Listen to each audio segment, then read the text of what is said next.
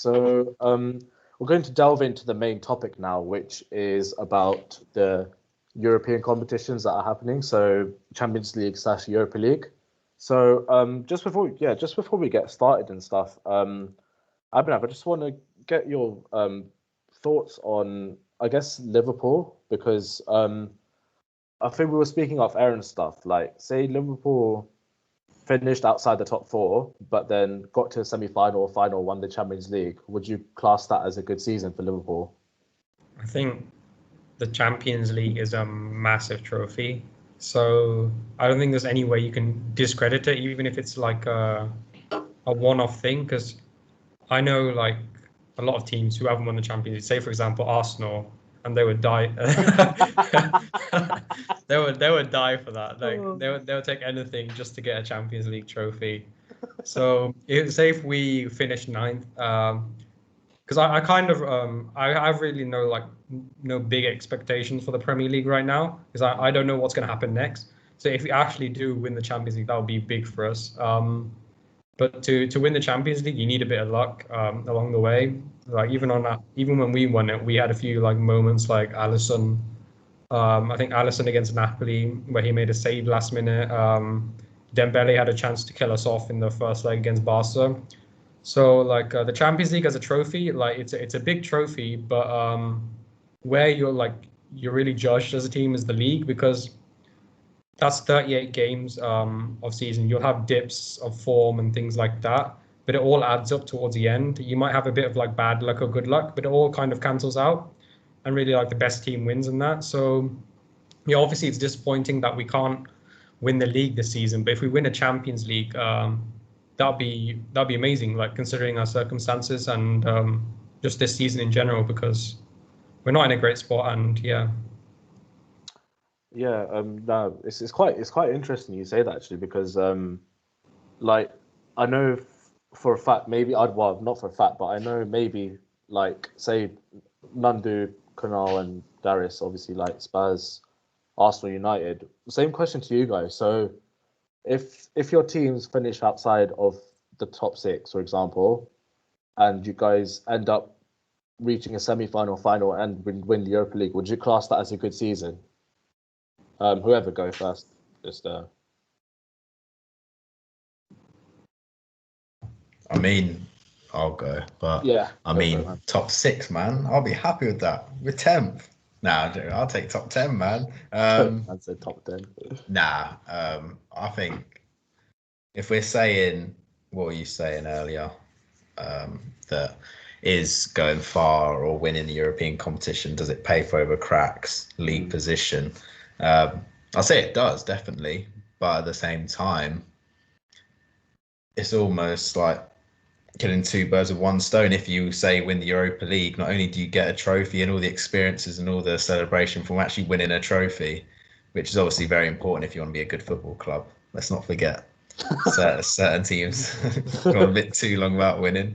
Yeah, so if you said to me, would you take Europa League and finish 10th? 100%. 100%. It means we'll be in Champions League next year. It means we get a trophy. I don't think that's a question. I do get the argument that obviously Premier League position, it shows how good you actually are, and I'm not saying that's not true, but the fact we're 10th now, like there's no point. What's the point in us going all out in the Premier League, sacrificing Europa League this week and next week just so we can finish 8th, like a couple of places later?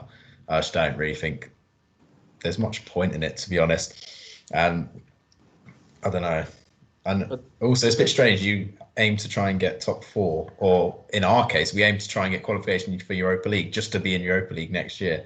I get there's like financial implications, but I'd rather just win it now and not worry about league position. It is a tough one, and I definitely get you when you're saying it is papering over cracks, but I'd take Europa League success in a heartbeat. So I don't know how other people think about that, but yeah, I think it depends on the context of the team actually, because like for us, like I've kind of like I've taken like an assessment of like where we are right at the moment, and I think it's unrealistic to go for the league, and it's and we don't know about like where we're going to finish. So say say if we win the Champions League, that's Champions League qualification. That's the main goal for now, and a trophy, and that's 2 Champions Leagues. That's a big deal. Like Arsenal don't have any. Just say that again. I think Liverpool fans would 100% take. They wouldn't care if they finished 7th in the league and they won Europa League. Champions League this season. Imagine that. Yeah. I don't know. I just don't. I get the argument. I think it's more like a Spursy argument. They'd rather finish top 4 than go for a trophy. And I don't know if Nandi wants to add in. That leads on us nicely. Nandu, go for it, man. Is winning a trophy more important for you guys than actually qualifying for Europe? I mean, considering the drought that we're the drought that we're in right now. Yeah. A trophy is essential under Mourinho. Like, if he doesn't win anything, he's a failure. I can't lie, because he's literally brought into the club to win a trophy. So if you're telling me that under Mourinho, if we get a top 4 finish and we're happy with that, I don't get what's the point of bringing him in the first place. So, I mean, at the beginning of the season, I would say that I've always said that a top 4 finish and at least 1 trophy by the end of the season is a successful season.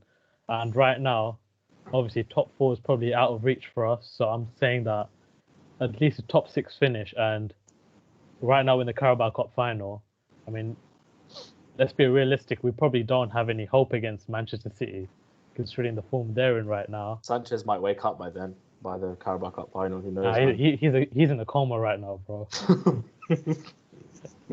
And we've got a good Europa League run to go on to. And if we win that, obviously we get the finance from it, and hopefully we can go into the summer and hopefully sort out that dodgy defense of ours. Yeah. So judging by what Darius and you, Nandu, what you said, so Europa League on paper is more important for Tottenham than it is for Arsenal. Yeah. Yeah. Okay. All right. Shivam, would you take a Champions League?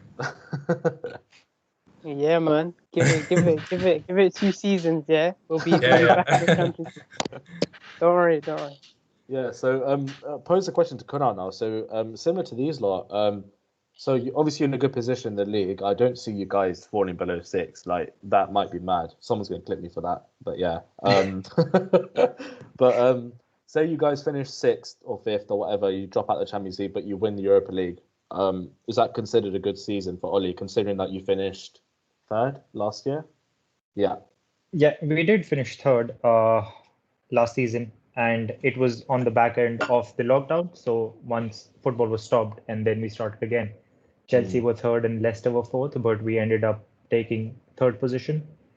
And coming back to the topic right now, I don't think that getting out of the top 4 in the league and winning the Europa League would be considered success, even though getting into the top 4 and winning the Europa League essentially do the same thing, get you Champions League football for next season. With Europa League, you also get a trophy to add on to that. But I think that we can already see progression under Oli that United have had. And I don't think that I would be ready to sacrifice 2nd position in the league for the Europa League. The way Ollie's has been building a base for United, and the players that he's brought in, they've been doing well. The way he's been managing the team, the way he's been managing players, we can see that Pogba got his head down and started playing right before he was injured. So if Pogba wasn't playing nice under Mourinho, so even though Mourinho is classed as a top manager, which I 100% agree with, he is a top manager, but Pogba wasn't performing well. So I would not sacrifice a top 4 finish for winning the Europa League. We could probably win the FA Cup, which is a lot to ask for, because considering the teams that are still in the competition, but finishing 2nd would be considered better than winning the Europa League in my eyes. Okay. Yeah, and Shivam, I'll just ask you as well, really. Like, obviously you guys aren't in Europe at all at the moment, but I go back to that Corley game for you lot. Do you think that's a massive opportunity miss for you guys? like to get a trophy under your belts for this season, or a chance to win a trophy on top of the season that you guys are having at the moment? Not really, because we've just won. Obviously, we've won the championship title, not just a season ago. I think that's enough to push the players morale-wise, and obviously the manager to work out how to play in this league. Obviously, it's like you guys will spotlight, and it's been a long time since we've been in this league. And obviously the players we have, you don't know if they, obviously prior to even coming into the league, you don't know if they can even perform or like, do well in the league.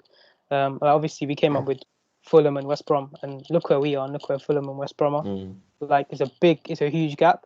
We're closer to the top than we are to the bottom. So there's more chance of us, not obviously not that it's going to happen, but like mathematically it'd work out. There's more chance of us getting promoted, or not promoted, winning the title, or getting a top four, than obviously ended up in a relegation zone or getting relegated.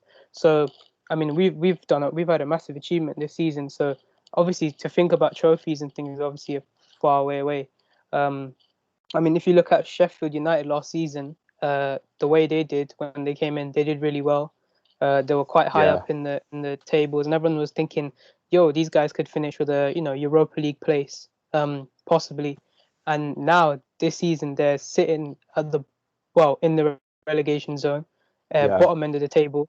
So you never know. We could be there next year. Obviously, with the players we got, it doesn't look like it, but we could be there next year. So to think about trophies and things is still a far way away.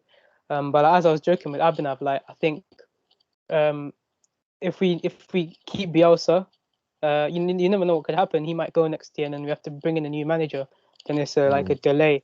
Rafinha, people want to buy Rafinha now, whereas we've only just got him. So there's all these factors. But if we keep the same team we have and carry on the way we are, then I think without a doubt in a season or 2 seasons we'll be like top 6 position, and then obviously we'll make it into those leagues, and then perform against yourselves. Yeah, so would you kind leagues. of look at Wolves then, in a sense, because Wolves came up, they've obviously done what they did for a few seasons, but I don't know, it's weird because they personally, I feel that they missed a real opportunity to get an FA Cup that season when they played was it Watford in the semi-final, I believe? Yeah, I think so. So do you think Leeds would kind of look at that as an example to say, maybe next season we should prioritize the FA Cup or the Carabao Cup, for example, just so that we can get a trophy on the back, because you do get a lot of money out of it, to be fair, and then that way you can attract more players. So do you think that's the main goal for next season, is to get a trophy? Yeah, I think obviously if you can, any chance you can grab, perfect. But when you look at like FA Cups and things, the way we play, you saw it this season. We're just terrible. Like, we're not winning any FA Cups. Like, it's not happening anytime soon. At the moment, it's just primarily focusing on the league. Like, we've come too far to now think, you know what, let's drop how we're playing in the league and let's start focusing on how we're going to play in the cup. Because if we get back, if we start focusing on the cup performances and playing your best XI in the cup performance, and then you're getting battered in the league to like Man United, Man City, or like the top 6, like 10-0, then it's not worth it. But if we can do it, if it's like, if our club is team is stable enough to do it, like by next season or even the season after, like Leeds fans are happy to wait. Like any chance we can grab at getting grabbing a trophy, yeah, why not? But obviously this takes time, innit? We've got to see what happens when it happens, who the players are. There's still players coming in, coming out. So it's still, there's not a lot of stability yet. Now it's just a priority to look at how we do in the league. And then if these opportunities arise, then I guarantee the manager will go for it. Yeah, fair enough, man. Thanks for that. And back onto the European topic now. It was quite interesting what to say to him about the cups and stuff, because it's kind of different perspective from all of us. So yeah, thanks for that, man. Yeah. So talking about generational talent then, with regards to Europe. So obviously there were some Champions League games happened already. So Sevilla lost 3-2 to Borussia Dortmund, and Porto won 2-1 against Juventus. Obviously both GOATs were in there. Lionel Messi and Cristiano Ronaldo both lost in the respective games.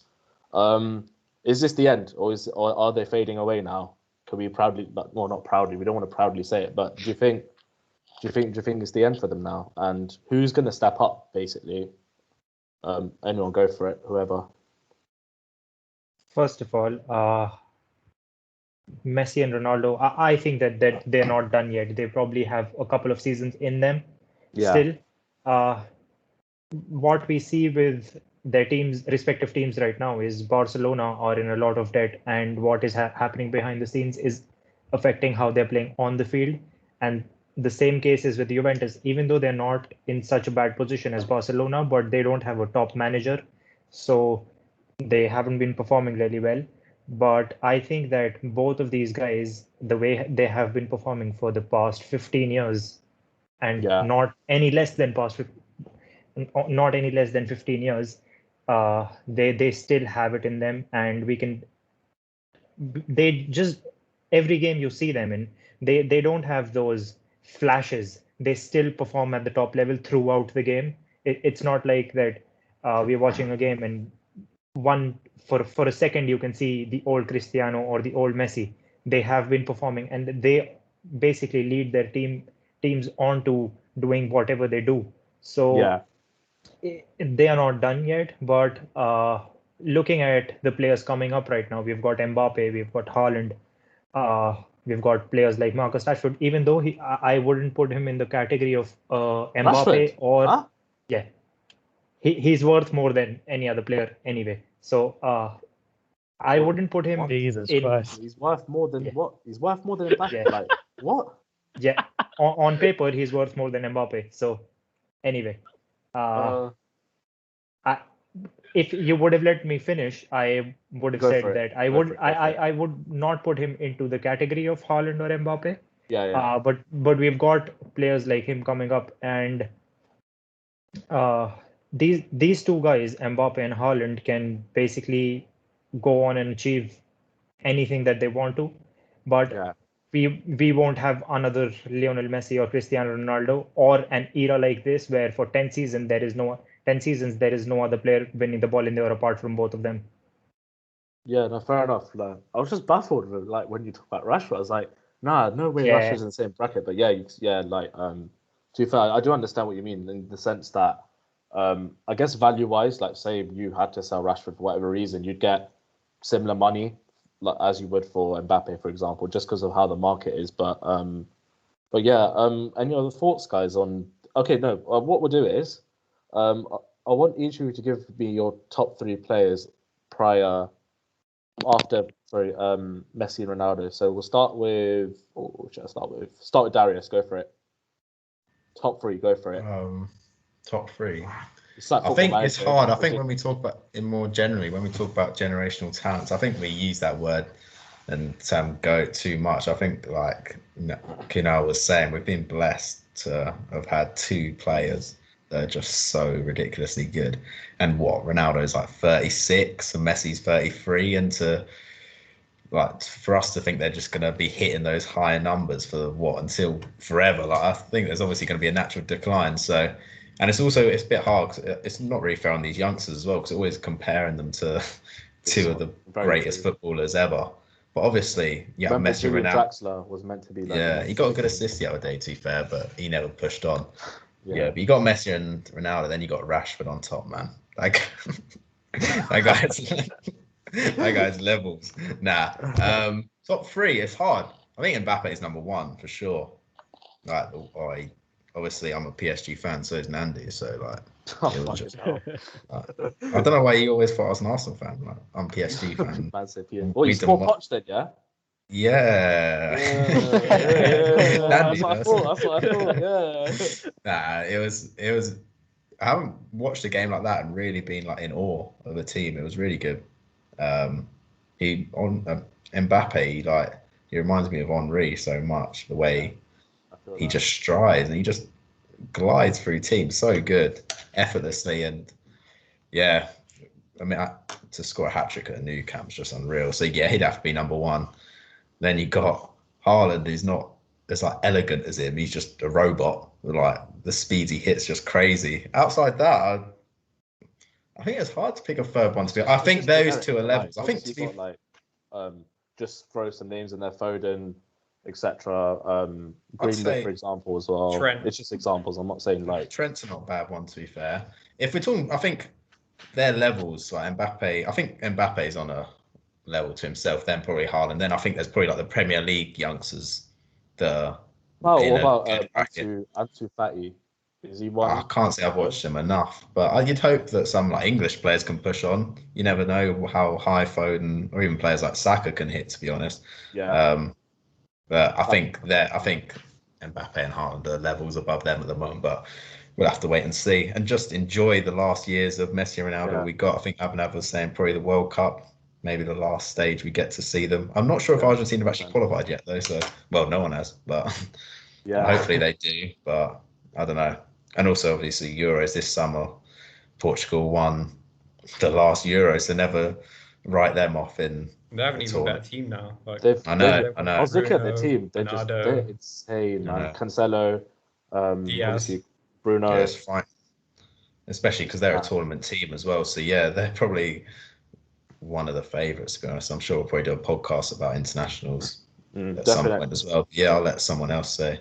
Yeah, go for it. Like whoever, just go for your top three. So I think we can all agree maybe Mbappe, Haaland are 1 and 2. Who would be your number 3 then, if you had to pick? For me, the top 2 are obviously Mbappe and Haaland. I mean, the positioning of Haaland is just, for how big he is here as a player, his positioning is just crazy as a player. Like, you literally just see him running off whoever's on the ball, and he's just crazy, man. Clever, intelligent footballer as well, yeah. I'd say third player will probably be Harry Winks. Anyways, I'll probably say Phil Foden is definitely up there. I think he's borderline generational to me. I mean, he's broken into the team how many seasons ago? Probably 2-3 seasons ago. Yeah. So I'd say he's definitely borderline generational to me. But to be honest, there's loads of players I can probably think of, but generational is a big word to bring up on a player. That's true. Yeah, any other Abhinav Kunal Shivam just what's the age cap we're talking? Like, what's the just young players, isn't it? 17 plus. Yeah. Up until 23, 24, I guess. It's like Ruben Diaz is 23. No, I think go to 21. Sorry, go. What would you say? I think take it to 21, 22, 23. That's the norm nowadays, isn't it? Yeah. Take it to 21, up to 21. I see that as young. 21. How old is Trent? Thanks, man. I'm 22. You're not calling me.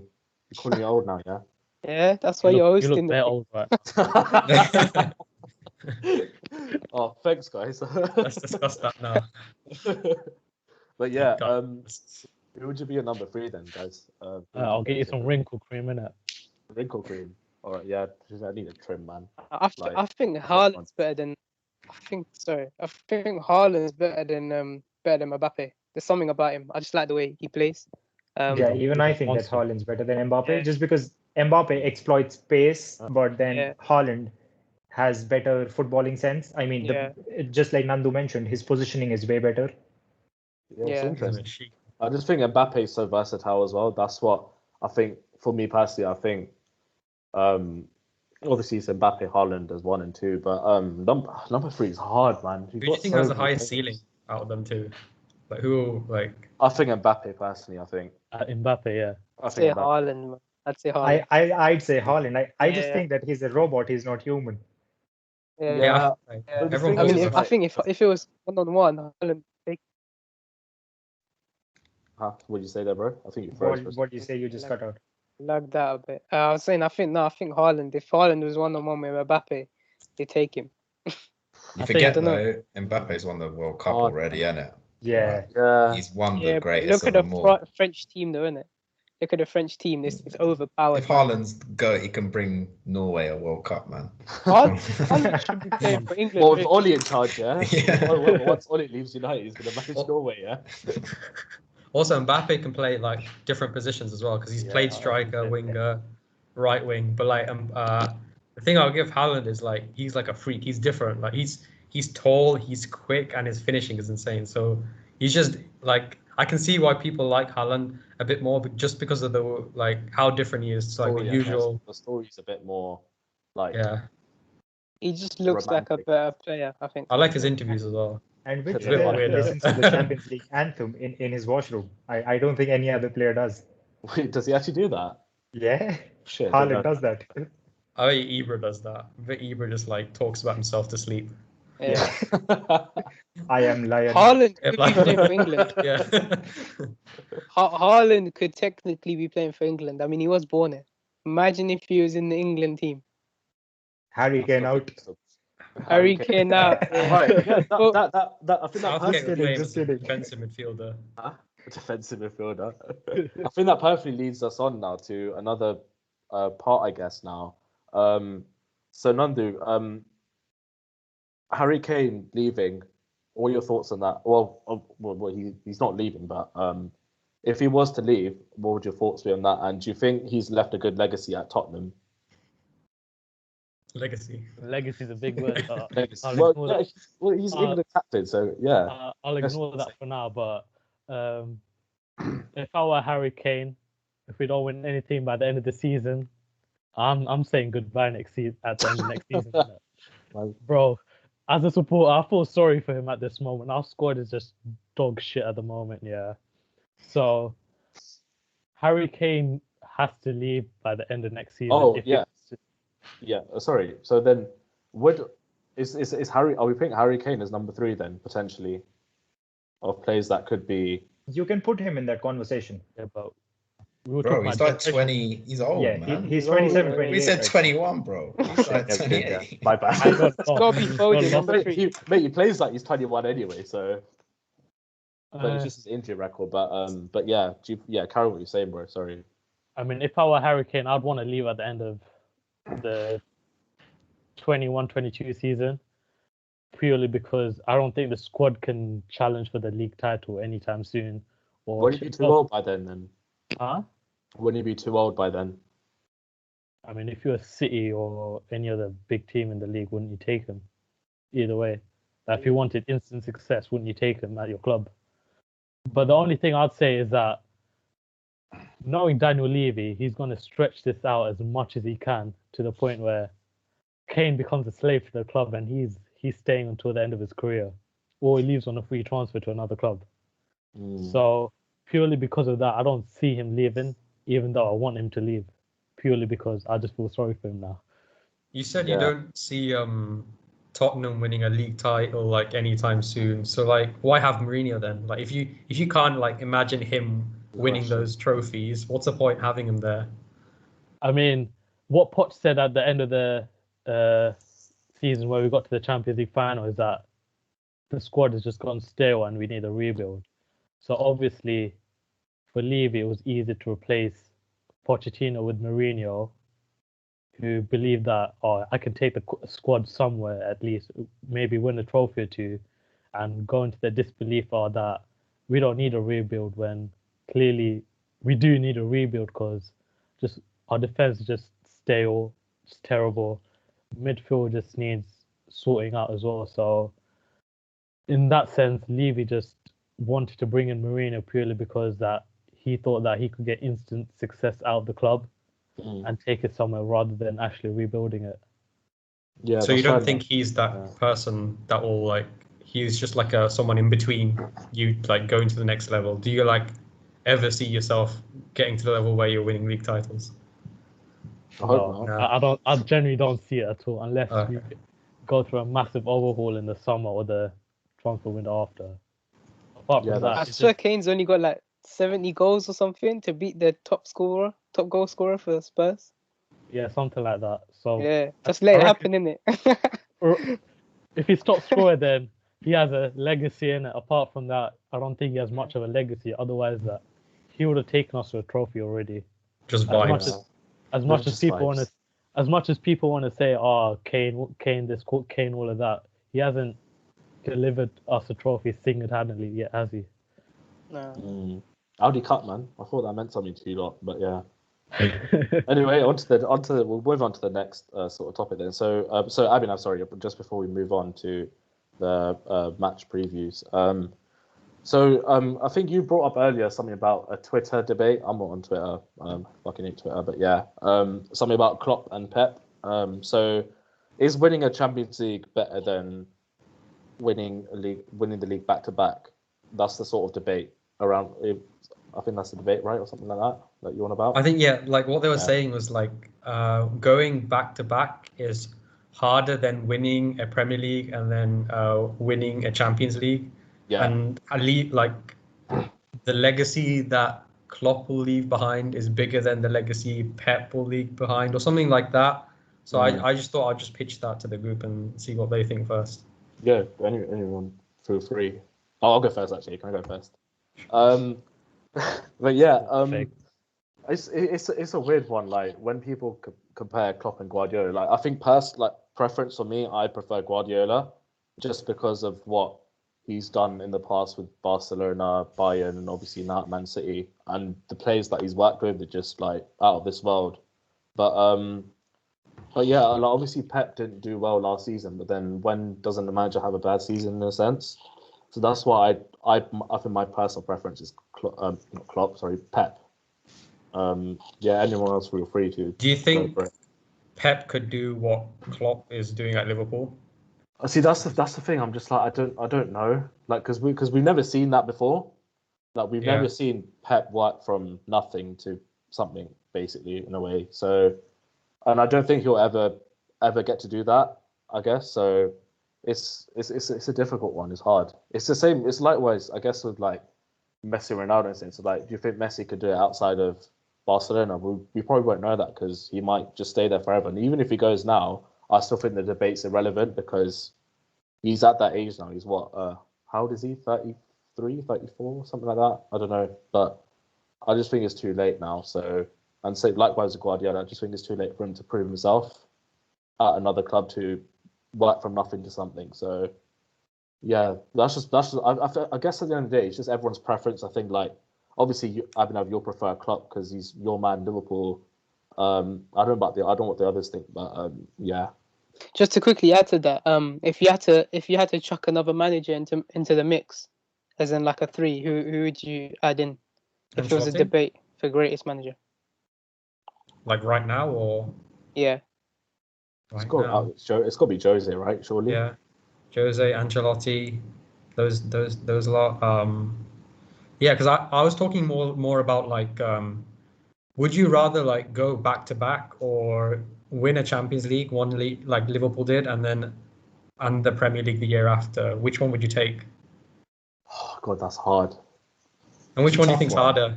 They do say that, like you were alluding to, the great teams, it's always harder to retain the league, and I think that's where you see how good Fergie was when he used to just win it back to back to back. And I think in terms of, I think it's motivation's a huge thing as well. I think once you've won it, like Liverpool did, they won the Champions League, then they won the Premier League, especially during coronavirus, like the pandemic. They didn't get to celebrate winning the Premier League, really, did they? So there must have been that, like, at the start of this season, like, can we be bothered to do it all again? Obviously, injuries didn't help as well, but I don't know. I don't like to criticise Klopp too much because I think a lot's happened this season that out of his control, and really, as well as that. So I think he's still a great manager, and he just needs the people giving him slack are just so naive. I think that's just football fans at the end of the day. They just want instant success, and whenever someone hits a blip, they Klopp out. It's just nonsense. Yeah, that kind of thanks for that, Darius, and that leads us on now to just quickly as well. So Kunal, Twitter as well, saying a lot of Ollie out. Do you think it's a load of BS, or are you with that? Like I said earlier, we have a lot of idiotic fans in a fan base. They would just jump onto anything. So I don't think any United fan should be on Ollie's back right now. I understand that you would not want him as a manager if you would want to win the Premier League or the Champions League, but the way he's been, like I mentioned earlier, managing the players and where he's got us right now, he has put in good work and he is building something. So I might have to eat my own words in probably 3 seasons when he probably wins the Premier League. It would be good, but then I don't see that happening. Considering our results in the past 5 games where we've only picked up 6 points, it has been a slump, but we've had these before, and Ollie's always got out of these situations very well. So I think that he'll be able to maintain this position and he'll be able to get into his third season. So if we see that the team has stagnated next season, I might be Ollie out, but right now I'm Ollie in because I want him to succeed at United just because he's a legend and the work he's put in has been massive. But do you think as the position you were in, say when you guys won the Champions League, because obviously our topic this week is about Europe and stuff, he bottled it massively. You beat PSG away, you beat Leipzig as well. You were on top and stuff. Do you think your form in the league right now, or not right now, but throughout the season, has papered over those cracks in the sense that you guys had the chance to go to the round of 16, but you ended up bottling it? Right. We did bottle it, and we did bottle it. There are no two ways about it. So we had 3 games to get a point, and we managed to get 0 points out of those 3 games. But